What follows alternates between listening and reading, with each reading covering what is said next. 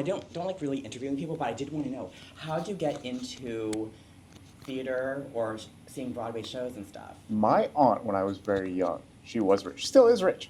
And she Really? used to just come and take us to Broadway musicals and plays and all that stuff. Like, the plays I hated, to be honest, because I was too young. And it was at Lincoln Center, and I was so bored all the time, and I would fall asleep. Like, The King and I was one of the first ones I saw. Fell asleep. Got yelled at for it. Really? But then she took us to see Sweeney Todd in 2005. And that was really, like, the first musical I remember. I was like, this is really good, actually. And I was 8 years old. So Okay, so the King and I, that was not a musical, or was no, it? that was a play. It was a play, and you Right. yeah, so you weren't about it. No. And then Sweeney Todd. Yeah, that was really the musical where I was like, I like this, actually. Was that Angela Lansbury? I don't think so. This was the 2005 revival. Okay. So it was actually, I'm pretty sure Patti Lupone was in it, which is one of the people Okay, that is perfect. like ties into this whole thing. Okay, so let's get into it. Okay. Okay, yeah. How just- much do you care about Broadway? Okay, I would go more if I could afford it. This is very valid because it is quite expensive. Although I just saw, okay, this is kind of getting off topic, but I Please. just saw on TikTok, or no, my friend sent me a TikTok or a reel about this girl like showing the secret, because you know everybody knows the TKTS line. Yeah. But this girl was just like, her TikTok or reel was just saying, going with her to get Rush tickets, and she was like, "This is a secret nobody knows about. Just go to the box office and get Rush tickets." And she got Rush tickets for like $40 each. Yes, And she said that the person after her, or that the next window, didn't say Rush and paid full price. So that was like an amazing secret. So like I was like, I want to do that now more that I know that. Right. But I don't normally go to Broadway because it's too freaking expensive. Yes, I have heard all these like hacks that people put on like Instagram or TikTok where it's like, go to the box office or Broadway for broke people. And it's like, Okay. those work if you get lucky, especially with the lottery type systems, but the seats aren't really the best most of the time, which is why I'm more comfortable paying the premium, because I want to be able to sit where I want to sit. Like, I've been to shows to know where I want to sit now, because I've always had a much better experience if you're like in the orchestra, and in my experience, the left side. I don't know why that is. I just feel like you can see the stage better and you can hear everything better all the time. Orchestra left side. Yeah, that's just my personal preference. I have people that need to be in like the front row in like the middle orchestra or whatever. I just don't think that's necessary because it costs like $1 million. So what do you normally pay for a ticket? Or what do you, It what do really you think is depends. reasonable? Ooh, this might be extremely out of touch, but I have paid upwards of $300 per ticket to stuff. Okay, Yeah, yeah, that's which- up. That's kind of like the threshold. I'm more like the 150. There's really good musicals for that price range, which is fine. But there's some that are just like sold out instantly, and you know the production's going to end in a few months, so you have to see it now before you just don't get a chance anymore, and those cost a lot of money, unfortunately. Next Thursday, I'm going to go see Glengarry Glen Ross with a friend of mine, solely because they had really big names in it, like Bob Odenkirk and Bill Burr. And we both love them. So we're like, all right, let's go see it. But it ends in June, I believe, or July, the whole show. And the tickets were like $400 each. Wow. So after Sweeney Todd, you were like, I love this, and then that's how you got into it. Yeah, so I started just seeing more shows whenever my aunt gave us the opportunity. She would invite us, and then I saw Wicked, and then I saw The Lion King, and then that just kept going all throughout high school once I actually stopped being poor myself, and I could actually afford to go. And so you always went with your aunt, and then when you were... And then I would just go by myself or with friends, whoever was interested, which is kind of difficult in high school to find friends who are interested and can go to Broadway. But, you know, it worked out. Right, I'm sure. Yeah. Because you're just like a kid. Yeah, and I was poor as hell. So. Right. So like you were always into going to it, but were you ever like a theater kid? Were you in drama and theater? No. So you've only ever been like just a Broadway fan. An appreciator. Yeah, theater I fan. lacked all musical talent whatsoever. I am tone deaf and I can't keep a beat, so it's not gonna work out. No, I've been the same way. Like, because I once volunteered with a theater group. Oh, nice. And they were like, also, are you an actor? I was like, no, I'm just a fan. Yeah. Yeah. I mean, acting, I feel like, is probably easier to do, but even then, I haven't done that. And I got into a creative writing class in high school, which is all theater kids, and I immediately was like, this is too much energy for me. I can't be around you guys. You're stressing me out. So dropped that immediately. There went all my theater aspirations, if I ever had any. But it still didn't turn you off from appreciating it from an audience member. No, because as an audience member, I'm just some guy watching talented people, you know, and it's fine. It's great even, because I don't have to do anything except watch. Yeah. So, okay, so then because of that, you've known Patti Lupone. I know of Patti Lupone. I'm not going to say I'm her, like, biggest fan or anything, but I certainly think she is, like, a legend. She was, like, Eva in Evita or, you know, in Gypsy. And Sweeney Todd. And so I know who she is, and she happens to be one of these Broadway divas that is involved in a lot of drama all the time, constantly. A legend, an icon. An icon. But so, like, yeah, so you're not a stan, you're not against her, you're neutral, but you just know who she is. Incredibly talented. Okay. But yeah, she seems like an abrasive person. But yeah, she is right a lot of the time. Right. A lot of the stuff that she picks fights over is stuff that, it should not be the case. Like, she was fighting with Andrew Lloyd Webber very famously when he essentially just kicked her off of her contract so he could cast Glenn Close in Sunset Boulevard, and that's kind of fucked up. and he's also an asshole to everybody else. So. I'm sure. Okay, so... what's going on? Or like, how do you find out about this? Because you're not on TikTok. I have no social media. This is all from like Reddit, to be honest. Okay, so you're on Reddit. Yeah. So you get your news from Reddit. Yeah.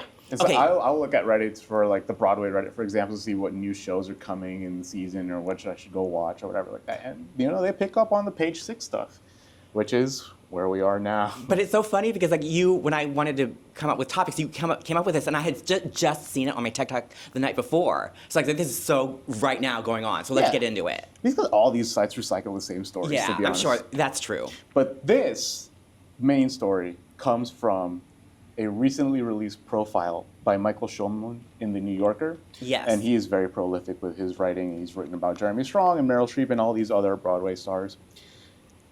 She, amongst the, you know, biography stuff that he got into, which was very well written, I liked it, he recounted an incident that took place last year when she was in Hell's Kitchen. Or she was not in Hell's Kitchen. She was in The Roommate, which was next door to Hell's Kitchen. Now, The Roommate Hell's Kitchen, the neighborhood, or a show? The show. Oh, there's that also is in Hell's Kitchen. Okay, there's a show called Hell's Kitchen. Yes. Got it. So, The Roommate is a 2-woman show which Patti Lupone was in. With Mia Farrow. Yes. And it was a play, so it wasn't very loud, and it had to be, you know, very spoken word. Whereas Hell's Kitchen is the Alicia Keys jukebox musical. So as you can imagine, it's very lively, it's very loud, which is kind of where the problem starts. Because apparently the walls that they shared were not very conducive to having shows run at the same time, because the sound cues were bleeding over from Hell's Kitchen into The Roommate's, you know, show. Patti Lupone, very famously, is a big proponent of theater etiquette, which, to give you some examples, in 2009, I believe, let me see, this is so funny. She scolded an audience member who was taking pictures of the penultimate show for Gypsy in the run, and it essentially stopped the play cold, and everybody was like, what is happening? What is going on? As it turns out, the person taking pictures was a photographer who was authorized to be there because they were doing a profile on the show. Oh my gosh, so they just should have told Patti that. Yeah, no communication. And then again, in 2015, she just walked into the crowd during a play at Lincoln Center and took a woman's phone away from her because she was just texting the whole time. That's kind of iconic. Exactly. And I am all for theater etiquette because I've had some terrible experiences in a theater where people will just not behave. But stopping a whole show seems... I'm kind of for it, to be honest. Right, so that was a bit much for you, even you, a long-time theater goer. I like it. Oh, no, you liked it. I like it. Okay. I should say I like it. This time, however, I don't think she's going about it in the right way. Because what she did to address the sound bleeding issue was that she sent a letter to the management of the theater that Hell's Kitchen was in and asked them, hey, just please turn it down. I don't know exactly what she said. Nobody really does. It was like, take care of it. Let's resolve the issue. They do. And then she, Patti Lupone, sends flowers to the cast and crew of Hell's Kitchen as a thank you. You would think maybe that's about it. There's no story here. But one of the actresses in Hell's Kitchen, Keisha Lewis, as a response to Lupone's complaint, puts out a 5-minute Instagram saying this, and I quote, "This complaint is bullying, racially microaggressive, and rooted in privilege because they believe that Patti Lupone is labeling a black show, which is because it's an Alicia Keys jukebox musical, it is, as loud, which can be seen as racially microaggressive and tone deaf." If Lupone responded in what I would assume would be the right way, quote unquote, the right way, just like, no, this has nothing to do with the fact that it's a black musical, it's just that it is just a sound engineering issue that it's bleeding over, I feel like this would have blown over. But no. Because in response to Keisha Lewis's video, Patti Lupone ends up throwing a slew of personal attacks at her. Oh my gosh. Calling her a bitch. And because Lewis had said that one veteran to another, we can address this as a community, then labeled Lewis as not a veteran because she has not been in enough shows to qualify her as such. The issue with that being is that Keisha Lewis, a black actress, has been in 10 shows and has been lauded as a fantastic actress, but Lupone has done 30. And she doesn't see that there is some sort of power dynamic / systemic issue with a white actress, Lupone, labeling a black actress as not a veteran because she does not have the same opportunities that Lupone presumably had coming up in the theater world. So you would think that would be it, but no. Audra McDonald. Yes, she got into the mix. She threw her hat into the mix because she responded with what is labeled as supportive emojis to Keisha Lewis's Instagram post. And in that same profile that Michael Schulman wrote about Lupone, Lupone was like, she is not a friend. And alluded to some long-standing feud that she has with Audra McDonald that nobody knows what is the root of because she refused to get into it. When she was asked by McDonald, or Schulman, what she thought of Audra Lewis's performance in Gypsy, which she was in currently, or at that time. Audra McDonald. This was so funny.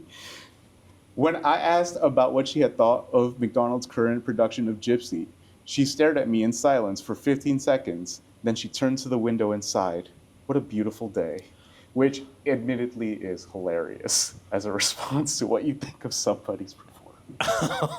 But was that some sort of referential shade to a show that Audra's been in, or? It was inquiring about Audra McDonald in Gypsy, which is a show that Lupone is very famous for being in. So her opinion on her performance carries some merit.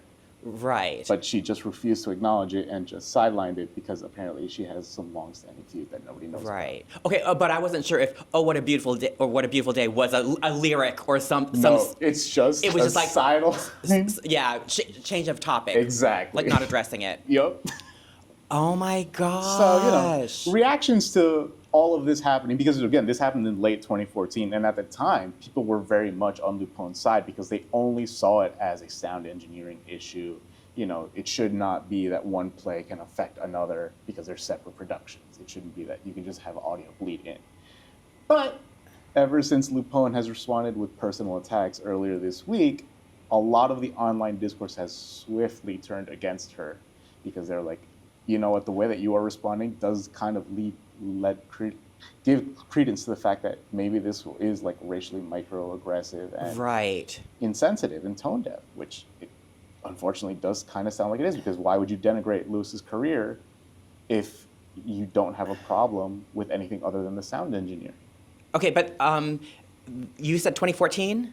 2024. Yes, okay, yeah. 2024. So this really, it's not old tea, it is just last year. It's less than a year old. It's like at the end of last year. Oh my gosh. Yeah. Okay, but so you as a longtime theater goer, what's your stance, or do you not even want to take a stance? Oh no, I think Lupone is kind of, she really fucked up here. Yeah. Because all you have to do is just say it's a sound issue. It has nothing to do with that it is a black production. Because why would you? And there was another issue separate while this all was going on, where a fan had come out to the line that's outside the theaters when the stars exit and asked Lupone to autograph a playbill, which is fine usually, but the playbill was for Hell's Kitchen, not anything that Lupone was in, which is a tacky ask, admittedly. Oh, so the fan was baiting Patti Lupone? Maybe. We have no... Or trolling there's her. no way to know. But Lupone didn't just say, like, I'm not signing, this is not my production. She was like, I'm not signing, that's a loud play. And I was like, ooh. Oh. Now you are actually just labeling the play loud. Right. So it's kind of proving Lewis's point. Okay, but I've always kind of, like we kind of said at the beginning, I've always liked Patti Lupone because she's just blunt and to the point. Right, and she usually is on the right side of these arguments. Yes. I just don't think that is the case here. But I don't think that has any racial bias, or I don't think she's racist.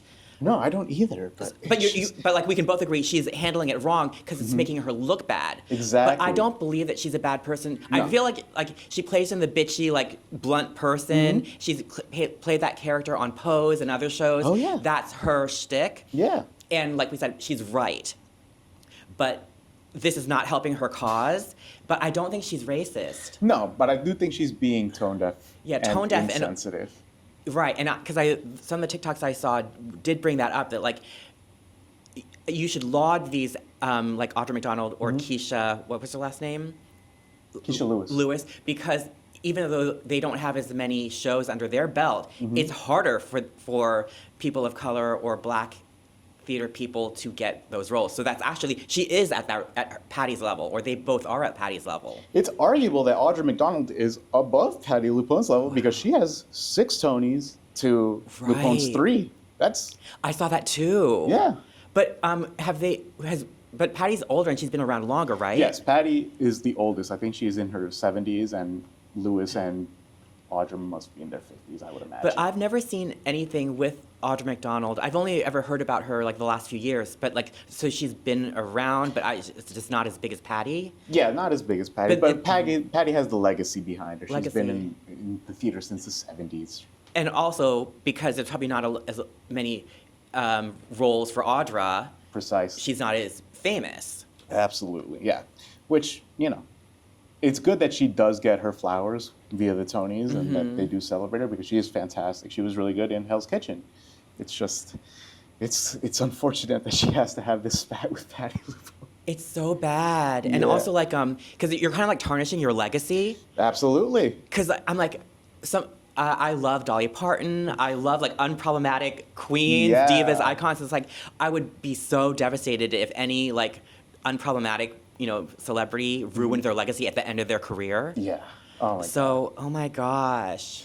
I don't think it's like a career ruiner, but I do think it is a stain on it's otherwise a stain. Fantastic track record of being on the right side of things. So, and that's just all you have to say about that.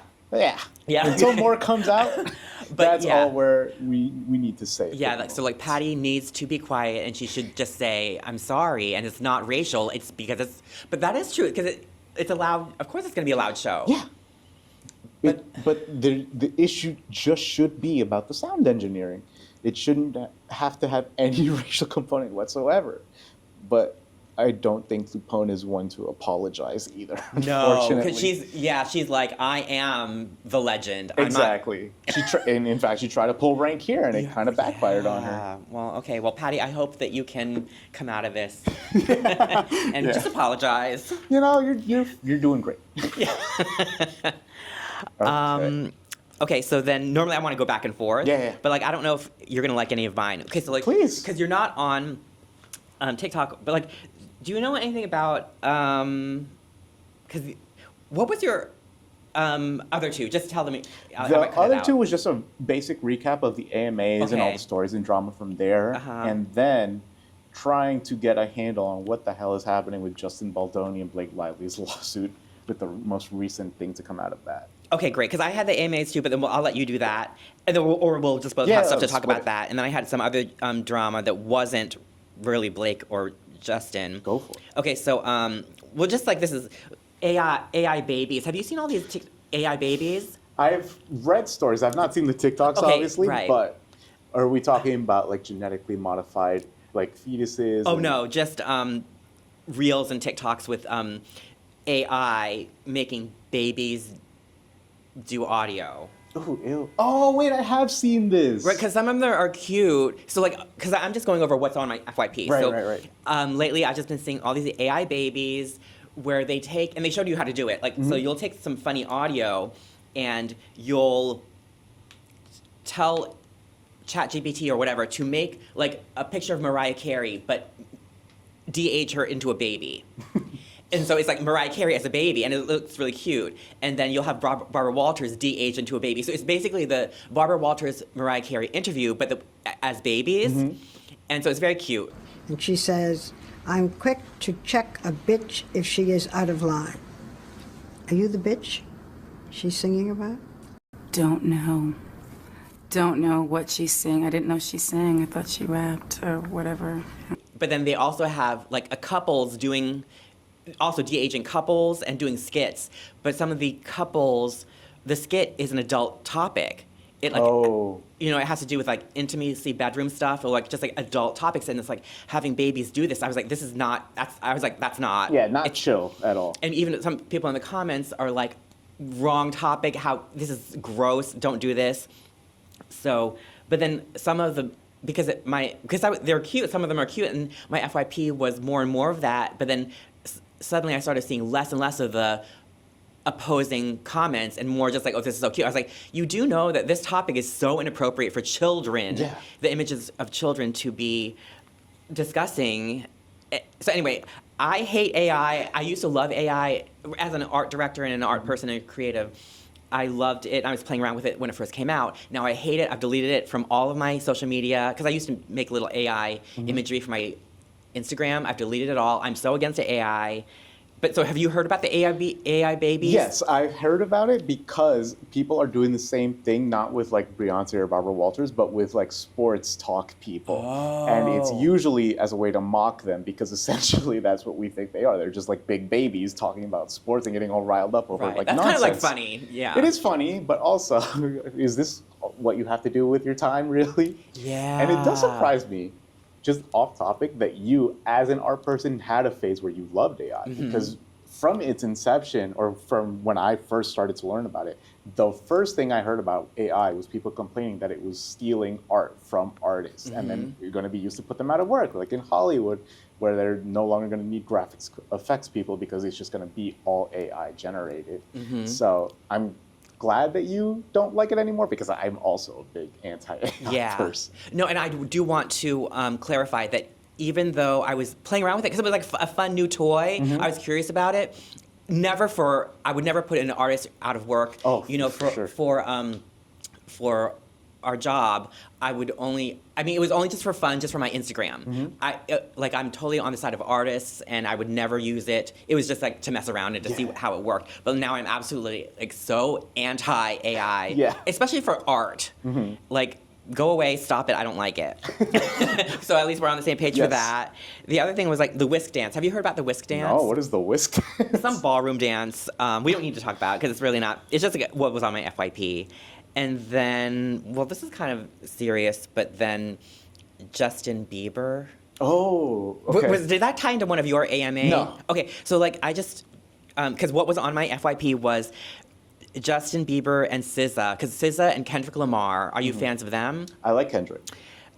Yeah, okay, so, but I guess he and SZA had a show or in LA or something, and then SZA had Justin. Did you hear about this? I heard that he was brought on stage by SZA, but that is the extent of my knowledge. Okay, so he came on stage, but I guess they were saying he was getting really emotional, bent over, eyes closed. He wasn't even singing into the mic.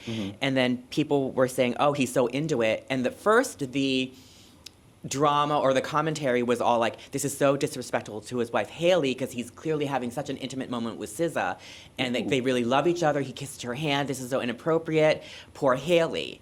But then other people were coming online saying, absolutely not. That's not what this was all at all. It was he was on something. He was bent over. He was actually going into a state, and SZA touched his face, tried to ground him and bring him back into reality so he could, because he was kind of messing up her concert. She touched his face, he kissed her hand, and she led him back to the platform where they needed to descend. But anyway, that was what was on my FYP. Everybody was talking about, and I am just worried about him. I hope he's okay. And then other people like are in conspiracy theories saying that they're trying to. This is getting really dark, but they're trying to get rid of him, and that, so like they're trying to like show him publicly on substances so that when he goes away, it will be like, well, he OD'd. Right.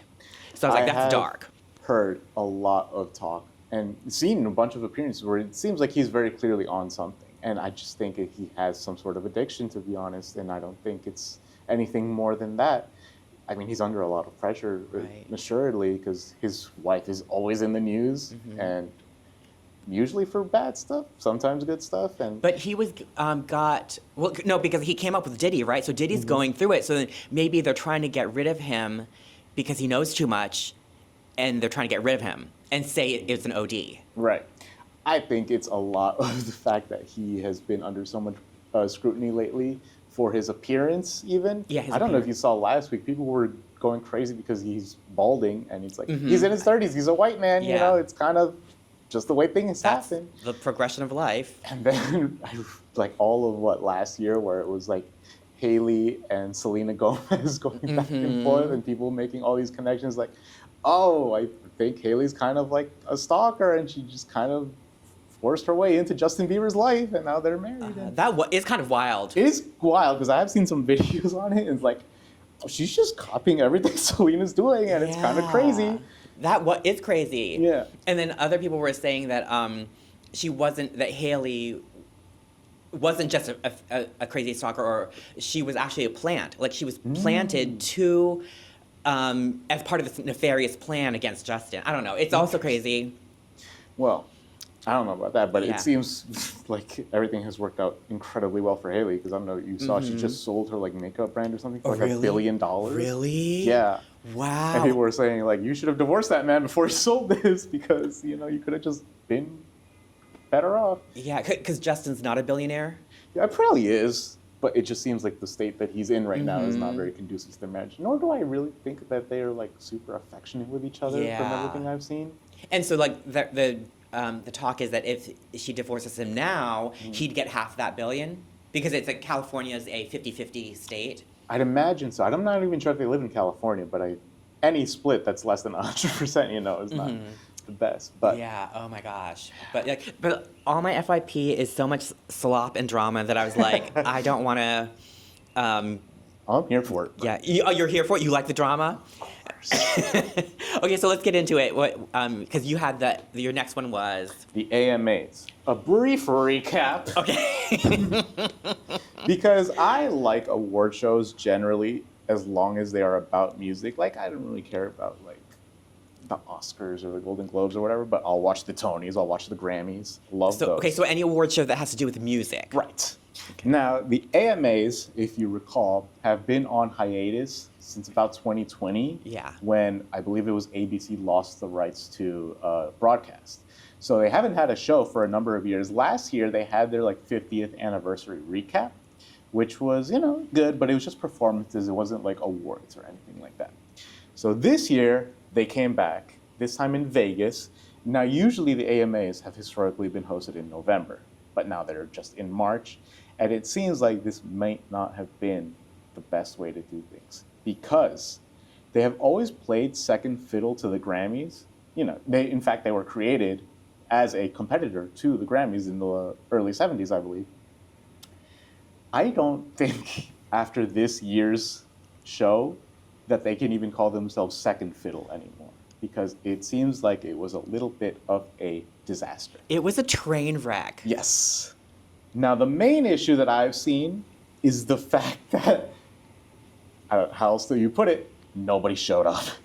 None of, like, the really big nominees, apart from SZA, attended this award show. Like, to give you some examples of who was not there: Taylor Swift, Beyonce, Billie Eilish, Gracie Abrams, Doechii, and, like, Yeah, Sabrina 10 other Carpenter, names. like- Sabrina, Ariana, nobody. Now, And it made me, like, the people who did show up, I'm kind of like sus now. really, I'm why like, is that? why did you show up? Like, everybody else is boycotting. Why did you show up? Do we think it's a boycott? Okay, but anyway, keep going. No, let's get into it. Yeah. I don't think it's necessarily a boycott. I just think that they don't hold any prestige anymore. Really? Yes, because they've been on hiatus so long. I think people have forgotten about the AMAs, especially after the Grammys. What was it, earlier this year or like late last year? Put on like a really good award show. Like their performances were incredible. The red carpet was good. Everybody was happy with the winners. When was it? The Grammys? I'm pretty sure it was in early February, but I could be wrong. And you about watched it? Yeah, I watched it. And it was really good. Whereas you look at the AMAs this year, and a lot of the online discourse is negative, mostly because nobody was there. And also, there was a lot of confusion as to why the AMAs invited so many like online live streamers and content creators to not only attend, but also like be part of the show. Because they couldn't get the big stars. Probably. They were seat fillers, basically. Yeah, probably.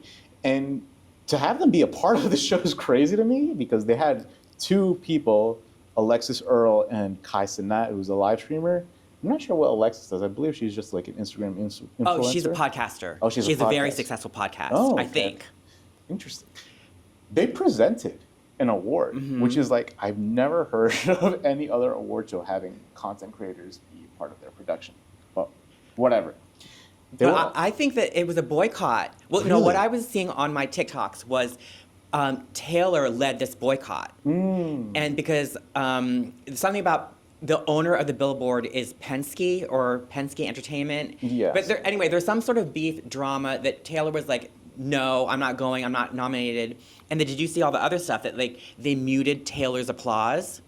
So like during, whenever they announce a nominee, there's all this applause. So every single person that was announced, they say the name and there'd be a lot of applause. And then they said Taylor's name, they cut the applause. But then if you were in the audience, like on the floor, other people had caught it and people were going crazy for Taylor and like screaming the loudest for Taylor. But on the live broadcast, they muted it. Interesting. I And had that not she didn't seen win that. anything. And so I guess, but then also like there's some, I don't know, it was a boycott according to TikToks that I've seen. And so it made me think less of the people who showed up, like Janet Jackson, who I love. She showed up. I was like, ew. Right. Should I be looking at you with the side eyes now? Or Rod Stewart or some other, was there Goo Goo Dolls? I don't know. But the people who did show up, I was like now giving a side eye to. Right. Interesting. I had not heard this aspect of the boycott because the reason that I saw for Taylor not being in attendance had nothing to do with that.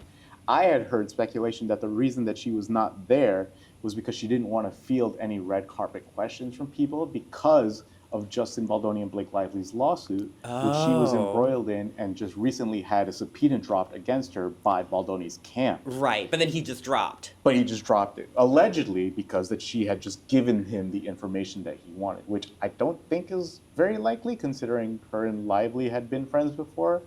But maybe that relationship has just soured to the point where she's turned heel against Well, her. no, because like what I got from that was, or what I heard Yes. was that. So this is confusing because Blake said, please delete all these text messages between us, and maybe don't do that. Or maybe Taylor didn't want to do it. Okay, and then Blake said, okay, now you need to come out publicly and say that whatever, come out with a public announcement. And then Taylor didn't want to do that. But Blake was like, if you don't do that, I'll release all the text messages. I was like, well, make up your mind, Blake. First you said for Taylor to delete all the text messages. Now you're going to say you're going to release them if she doesn't do what you want. Right. So then Taylor told Justin's team, this is happening. And so Taylor was in on it. So Taylor was probably like, you can subpoena me, but then drop the subpoena. But so like Taylor and Justin were in on it. Is that what you got from that? Or no, you had a different take? Essentially, yes. Because I had heard that essentially Blake was extorting her a little bit, like threatening her, like, hey, you need to come out and support me publicly, which I could never imagine a friend of mine doing to me. Of 10 it's years. Kind of crazy to be like, this is over a legal battle that I had nothing to do with, and now you're threatening me because I won't publicly support you. She probably has no idea what the fuck happened on that set, you know? Right. Whatever. But going back to the AMAs. Okay, yeah. Okay. It's so funny to me how much of a train wreck this production was because of the 28 categories, only 7 were televised, like actually announcing the winners. And because almost nobody showed up, even the ones that were televised had video submissions from all the artists. Yeah, I saw that too. Yeah. Amongst other things, there were several announced performers, like even leading up to the day of the show, that just did not show up to the event, which is kind of crazy. Like Jelly Roll, Post Malone, both scheduled performers, no shows. Nobody has any idea why yet. But they could get sued with those contracts. I would assume so. You would assume that they are under contract, but it seems so they realize they could just get away with it if they're not showing up. And maybe it is a part of a larger boycott. So who knows who's in their camp and going to defend them. I don't want to say it was all bad, because I did enjoy Renee Rapp's performance, because I love Renee Rapp. Oh, right, because you're of theater. And I'm very excited for her new album that's going to be released in August, though I'm not thrilled about like the lead single or whatever, but I have hopes that it's gonna be great. But this is kind of a crazy speculation, but I honestly think that there might never be another AMAs after this one, because not only are the ratings down from last year when you didn't even have an award show, it was just like an anniversary special.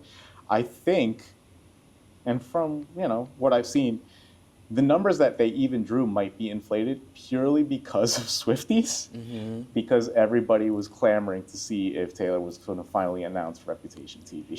Right. So if they're not even getting that with all this hype built around it, I can't imagine that this is a show that is going to be sticking around long term. And I don't even know if there's space for them, given that we have the Grammys and even like the VMAs and stuff. Yeah. Who knows? I wonder if people at the AMAs will get fired, or if like heads are going to roll. You would have to shake something up there if this is like the best you can do after a 3-year hiatus. Or if it was a boycott, then they're not responsible. Like they can't have any control over a boycott, especially if Taylor Swift leads a boycott. You can't do anything, so they can't get fired. It's not their fault. Well, no, because if all it takes is for Taylor to be satiated, then just get rid of whoever she has a problem with, and then maybe SARS just like, okay, yeah, we'll go to the AMAs. The problem is not there anymore. I don't know if she has that much power. I think she does. Yeah, I think she does. But don't cross Taylor. I would never. Please. Yeah. Leave me alone. Yeah. But other than that, there had highlights. Janet Jackson, of course. Well, I love her. She looked amazing. She did. But then again, because nobody else was there, I'm giving her the side eye. Right. Rod Stewart, I don't really care for personally. I'm sure he is an icon. He's a legend, icon. I did love him back in his heyday. Right. I just don't know if he's that much of a draw for your grand return show. Jennifer Lopez, I'll give some credit, was very good. Really? You're not on the anti-J-Lo train? Not yet, because I thought her opening medley was good. But that was the problem, too. It's like nobody was there, so she's doing their songs. All of them, which, again, is a really hard ask of somebody to do, which I give her a lot of respect for. And then she threw in a viral moment when she kissed her backup dancers. But that wasn't just ripping off Madonna and Britney and Christina. That they all rip each other off. That's what music is. You're very magnanimous and generous with your views. Because I'm like well, is that bad? I'm like not a fan of J-Lo. I'm not a fan of J-Lo because it's like, well, I've just been influenced and just maybe, by my social media, because everybody's like so anti J-Lo, so I was like, okay, maybe you're right, like I'll be anti J-Lo too. I don't know, but then, I mean, she seems like a diva, admittedly, but I have no problem separating the art from the artist. Well, that's really good, and then my heart for her did soften a little bit because I think she's got a trans or queer or non-binary kid that she supports. Okay. So I was like, okay, well maybe I gotta hop off the the J-Lo hate train. Yeah, she just seems like she's roots a waitstaff. So yeah. If that's the biggest issue with your pop stars, you're probably fine. Yeah. Marry Alex Rodriguez, which was kind of weird, but whatever. Yeah. Oh no, she's always going back and forth with like Ben Affleck. Right, and that's why my sister and my sisters and mom were like anti J-Lo because of that. Like constantly going back and forth. I was like, let her live. On that one, I was like pro J-Lo. I was like, let her live. Yeah, she wants to marry a Hollywood actress, and he wants to marry a Latina. Let him dig his own grave. You know what I'm saying? Yeah, and then Elizabeth Taylor and Bert. What was her husband's name? They got married 3 or 4 times, married and divorced 3 times. Elizabeth Taylor and I could just look this up. Yeah, it was Liz and Dick. No, Dick or Richard Burton. Oh, yes, Yeah, yes, yes. so they got married and divorced 3 times. Yes. So if J-Lo and Ben did it twice. Twice, I like, believe. Yeah, Yeah. let them live. Third time's the charm. I've always said this. But other than that, there were a few other moments, like Shabuzi had a very viral moment when he was presenting an award and his co-presenter announced, or I wouldn't say announced, she read off a teleprompter that the Carter family, which is a very notable family in country music history, invented hip-hop, which Shabuzi gave a side-eye to, rightfully so, because a lot of what they did was just ripping off black artists at the time and then just repackaging their work as their own. Mm-hmm. And so that led into this whole speculation of Shabuzi as being put there as a token black artist so that whatever they say is given legitimacy. And, it's kind of true. I think Beyonce essentially called her album Carter. Yeah, Cowboy Carter. So that people would associate Carter with her black artistry in country music rather than this very famous white family who was pioneering country music, but essentially just stealing all of this stuff from bluegrass and other artists of the time. And Beyonce's strategy worked because when you Yeah. first said Carter, I thought, oh, you mean Exactly. Beyonce? People think of Beyonce now, Yeah. so it kind of worked brilliantly if in fact that was the case. But it was like, so like June Carter, was she part of that Carter? Like Johnny Cash and June Carter? Maybe. Is she Carter? I'm not exactly sure. I know it was Maybelle and AP Carter were the forefront of the family, but I'm not sure if those have similar tie-ins to Okay. Johnny. But yeah, other than that, I was underwhelmed with the show, obviously. A lot of it had to do with Billie Eilish just sweeping everything, which was unexpected to me. Okay, so what did you think about, are you a Swiftie?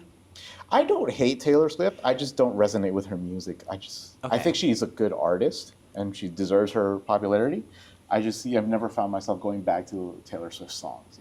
But so what did you think of that? Because that's one thing that I saw was that why did Billie win touring? Because obviously Eras was the biggest tour of the last few By years. far. And it's hard to argue because the AMAs are a fan-voted show. So I don't know if Billie Eilish just campaigned way harder than this. I don't think so, because I don't think anybody did. But it would make sense for one artist to sweep if, in fact, it is a fan vote, because maybe they just had the biggest draw for everything. And that's what I was hearing too, that like people were boycotting because it's rigged, because it's supposed to be fan voted, but then there is fine print, if you read like somewhere, that even though it's audience voting or fan voting, that like they can just choose who they want. Oh, really? The ultimate decision is That's theirs. so funny. So that's why they were saying Taylor was like, screw that, then I'm not gonna come. Right. And then another thing I heard was that it was a MAGA show. So everybody who's not MAGA boycotted. Right. And then so everybody was there who is a MAGA. Right. That's interesting. I had not heard that angle. I know there was some red carpet interviews where a lot of people, for whatever reason, kept saying that an artist they wished to collab with was Morgan Wallen, who is, probably on the more MAGA side than most artists. And a lot of online hate came to those artists who said that, including, I believe, Shabuzi, which was surprising. Because, yeah, he's a country artist, but I don't think you would really want to collaborate with Morgan Wallen. I heard that too. You know who had collaborated with Morgan Wallen recently was Tate McRae. Right. And she is losing fans in truckloads. I heard that too. Like Yeah. everybody who is like now on this Morgan Wallen train and then losing fans because of it. Right. And, Tate McRae had a sizable, mostly female audience who was like, we really like a young woman in the business, empowering herself and showing what women can do. And now you're just working with people who don't really align with that politically. Yeah. It's crazy, especially since you think the entertainment industry leans more liberal. Oh, absolutely. Yeah. So then what's going on with all these people I don't know, becoming more conservative? They're just trying to save their own asses and just be good little celebrities. It's unfortunately that they are just following where the trends are going. And, country music had a resurgence, and country music has a predominantly male, older audience. Yeah, and more conservative. More conservative and lean that way. So you just gotta follow the money, I guess. And to some artists, that's worth it. Is that it? That's it. I mean, we could There's talk a- about like Benson Boon if you want. Okay, 'cause let's just do a little bit of Benson Boone. Okay, so what do you think of Benson Boone? I think he gets a lot of undeserved hate. Even though I'm not a fan of his music, I think it's not great. I've only ever heard one song, and not even the Exactly. song. I've only heard clips. Exactly. It's very much TikTok music. Yeah. Uh-huh. But I think he gets a lot of hate, and I think a lot of it is because he's Mormon and a little, theater kid energy, and I don't think Yeah. people really think those jive. Okay, but what I've been hearing is the reason people don't like him is because he's just performative. I mean, everybody's a performer, Right. but his LGBTQIA plus leaning, more queer leaning wardrobe does not jive with his Mormonism, his conservative values, and he's just performing to like queer baiting or like to get in with people, but like it's inauthentic. It does seem inauthentic, and a lot of it, the performance doesn't seem like it has a lot to do with music. Like, I think if you looked up a Benson Boone clip of a performance, like 9 times out of 10, you're just gonna watch him do a front flip, which is so strange to me. Like, why are you doing this? But also, isn't that a Mormon thing? That's what I Is it? heard. That like if you go to Mormon, I guess I don't know revivals. I don't know what Mormons do, but like Yeah, I have no idea. there's a lot of flipping. It's a very like bro. It's very bro It, coded. it does give off that kind of energy. Like a Mormon, religious thing. You jump off, you do flips off stages, but then also that he just copies, Freddie Mercury, David Bowie. the style of dress, absolutely. Yeah, he just Very copies Freddie people, but Mercury. he's just a conservative bro. Yeah. I do think he gets a lot of, like, the hate he gets is so far beyond just criticizing his, like, performance. Like, people say, like, really hateful stuff to him, which I don't think is, necessary whatsoever. But Yeah. I think a lot of it has to do with, like, this performative aspect. Like, even Renee Rapp was on the Good Hang podcast with Amy Poehler recently, and she Okay. threw some shade at him, saying, like, I'm not into all this music where all you're doing is, performing front flips all the time. Like, she didn't name drop him, but, like, who else could she possibly be talking about? Mm-hmm. Yeah. He was also at an Armani Beauty event that was marketed as a free concert, but they invited influencers to be inside the building, and for whatever reason, the stage was like half inside the building, half outside, and they marketed the free concert to the public, and they all stood outside while he mostly performed to the influencers inside.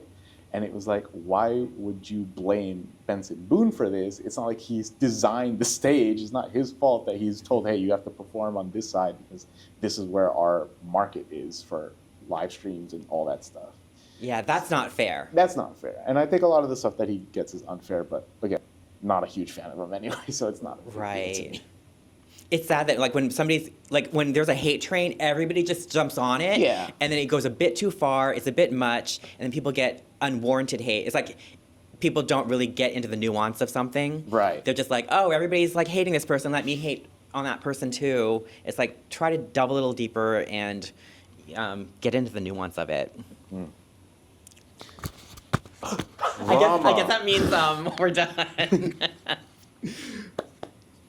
Okay, did you have anything else? Because I'm. It was mostly just recapping the Baldoni lives lawsuit stuff, but I think Yeah. we did a good job of that. Anyway. Okay, yeah, because like we'll see. But I mean, do you want to give your opinion on them? Like, do you like them or not? Like, are you on anybody's side? I don't have a side, mostly because I honestly struggle to follow everything that has happened in this lawsuit. My understanding is that it started because Lively wanted to give, who was it, Ryan Reynolds creative control of a production that he was not a part of. And when Baldoni pushed back on this, he is alleging that Lively then started to complain about the sexual harassment in the workplace and like the unsafe environment he was creating as a sort of retaliatory move. Whereas it's, Lively's opinion that no, he was just being an asshole to everybody and making it unsafe to be around for women. So I had to speak up and make all these demands to make it so that production was safe for everybody. And I don't know where the truth is there because I have no idea. I honestly have no idea. And then to involve Taylor Swift in it for whatever reason seems Yeah. like it kind of it just keeps getting crazier and crazier. I Right. thought it was going to die down a few months ago or whatever, but then it came back with this whole Taylor stuff. Right, and So- every time somebody new gets involved, it feels like the court of public opinion sways to the other side, and it's like, I have no idea who's actually right and who actually did anything here. Because Yeah. even when they were campaigning for this movie, there was like a whole bunch of stuff coming Lively's way about the way that she was marketing the movie as like this fun rom-com or whatever. Yeah. And then to find out that it was a lot of misbehavior on set is odd. to me. Right. It was just like so many bad takes on everybody's part, on every level. No, because I heard about that with Blake trying to sell her alcoholic drinks and then her hair care Yeah. products, telling people to show up in flowery dresses. Right. Like that's a bad take. Yes, but specifically that part, I think it came out later that there was like a language contractually that she had to say stuff like that. Okay. So even then, people were attacking her for stuff that might not have been in her control. So who knows? Yeah, well, I just hope they resolve everything because I don't want to hear about it anymore. Exactly. Like the movie, I didn't even think it was that good. Okay, and I didn't even watch it. There you so. go. Okay. Well, thank you so much for course, being Brandon, this my was very amazing fun. co-host and producer.